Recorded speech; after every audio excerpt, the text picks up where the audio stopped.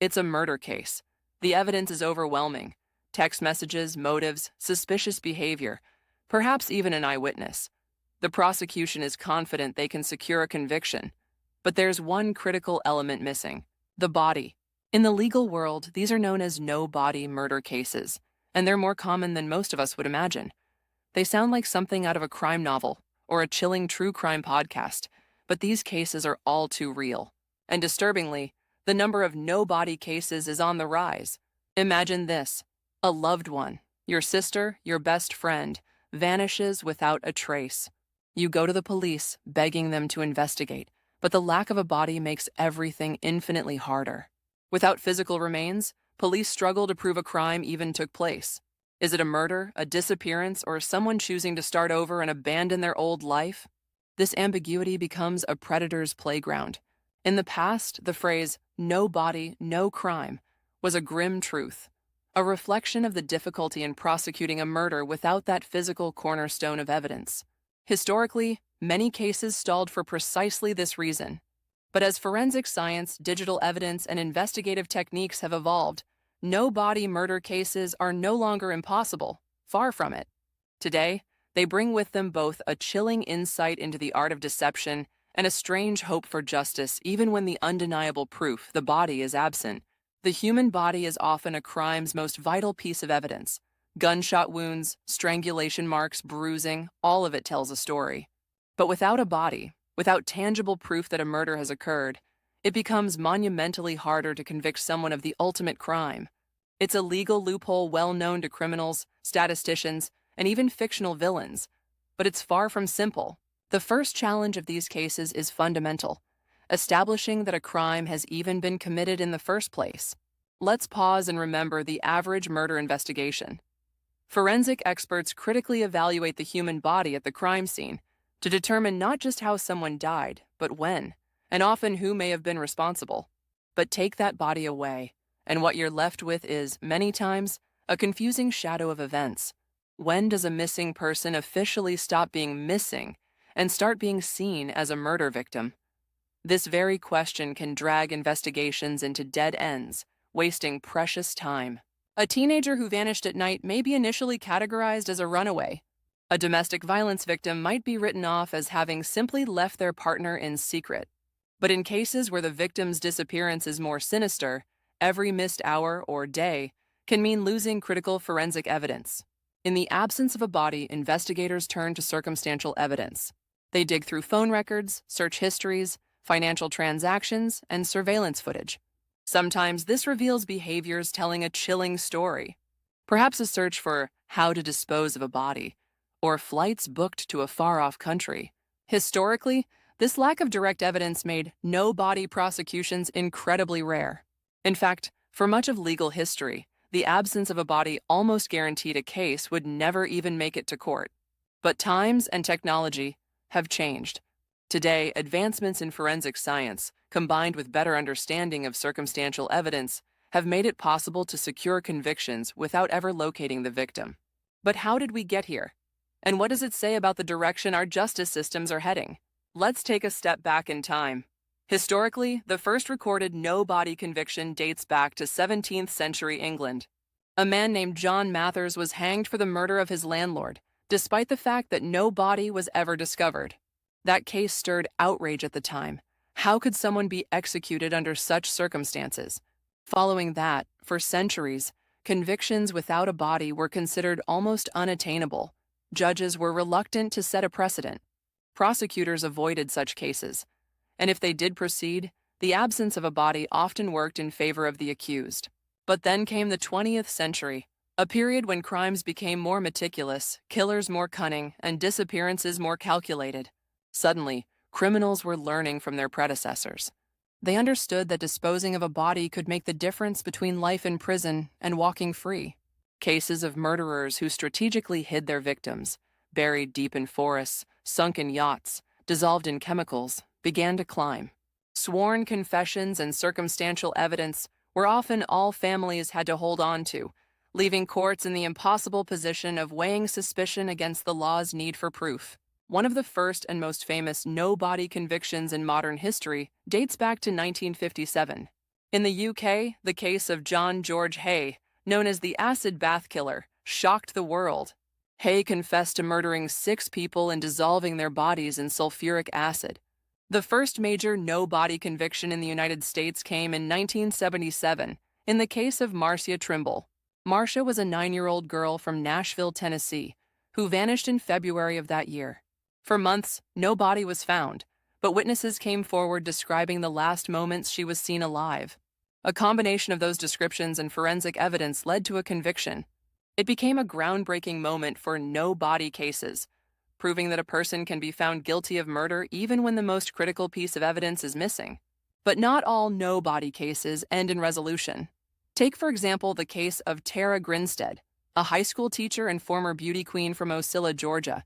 Tara disappeared in October of 2005. No body, little evidence. For over a decade, rumors engulfed the small southern town with no arrest in sight. It wasn't until 2017, 12 years later, that a suspect confessed, claiming to have killed her and burned her body. Even then, authorities faced a difficult challenge. Without a body and with little corroborating evidence, building a case remained painstakingly difficult. Then there's the story of Joan Bowman from Putnam County, Indiana. In 1975, Joan mysteriously vanished after reportedly attending a late-night date with her estranged husband, Charles. Friends and family became increasingly concerned as the weeks turned to months and then to years, but no remains were ever discovered. Finally, decades later, Charles was arrested and charged. One of the most famous cases is the wood chipper case. The year was 1986, the setting, the serene, snow-covered town of Newtown, Connecticut. It was here that Richard Crafts, an airline pilot, lived with his wife, Helly Crafts, a Danish-born flight attendant, and their children. Hell had been contemplating divorce. She had reportedly told friends and her divorce attorney that if anything ever happened to her, it wouldn't be an accident. Little did she know how chillingly prophetic those words would be. Hella Crafts disappeared on November 19, 1986. Initially, Richard claimed she had gone to Denmark to visit relatives, but her friends and family noticed something unusual. Hell was meticulous, and she never left loose ends behind. She also wasn't returning calls, something entirely out of character for her. Police began to investigate, but there was no body. Searches of the Crafts' home didn't yield a smoking gun, or rather, a smoking wood chipper.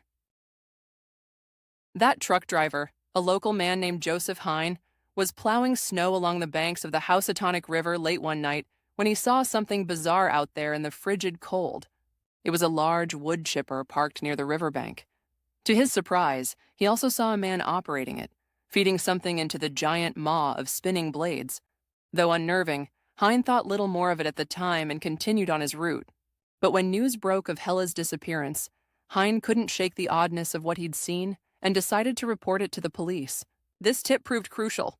Investigators returned to the site near the Housatonic River and began combing through the snowbanks and frozen ground with forensic tools. They were able to find bone fragments that were later determined to be from Hella Crafts. With this information, they were able to charge and convict Richard Crafts.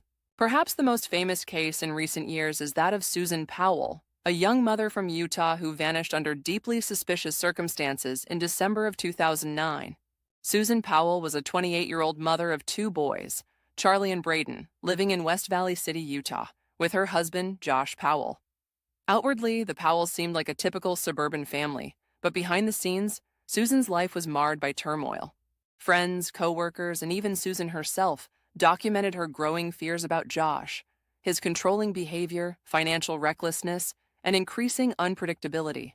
On December 7, 2009, everything came to a breaking point. Concerned when Susan didn't show up for work, friends and family contacted authorities. Inside the Powell home, investigators found Susan's purse, phone, and other personal belongings, but no sign of Susan.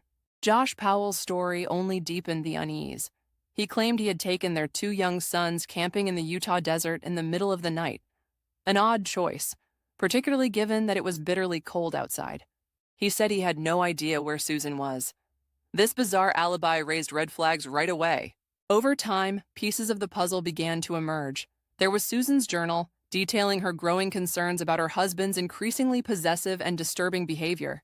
And then there was a video Susan filmed in 2008, a full year before her disappearance.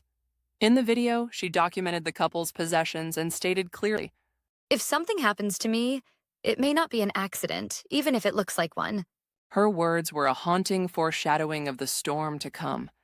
Despite her misgivings, Susan stayed, for her boys, for the hope that things might get better. But the tensions between her and Josh only grew more unbearable. In the months before her disappearance, Susan reportedly sought advice from a divorce attorney. She feared that leaving Josh would provoke him, that he might retaliate in unpredictable and dangerous ways. Despite being named a person of interest, Joshua Powell was never charged in her disappearance. Joshua killed himself and the couple's 2 young sons in February 2012 after custody of the boys had been given to Susan's parents. West Valley City Police closed their active investigation into Susan's disappearance in May 2013, stating their belief that Joshua killed Susan and that his brother Michael aided him in concealing her body. For investigators, these cases are nightmares. Without a body, there's no direct proof of death. Prosecutors must build their cases with circumstantial evidence, forensic traces, or, in rare instances, a killer's confession. Today, investigators can reconstruct invisible clues left behind. But technology alone doesn't solve these cases. It takes dedicated teams of investigators revisiting case files, interviewing witnesses, and connecting seemingly unrelated dots to piece together a picture of guilt. Because here's the thing: convictions in no-body cases don't rest on one single smoking gun. They're built on cumulative evidence, tiny clues that, on their own, may seem insignificant, but together tell a story no jury can ignore.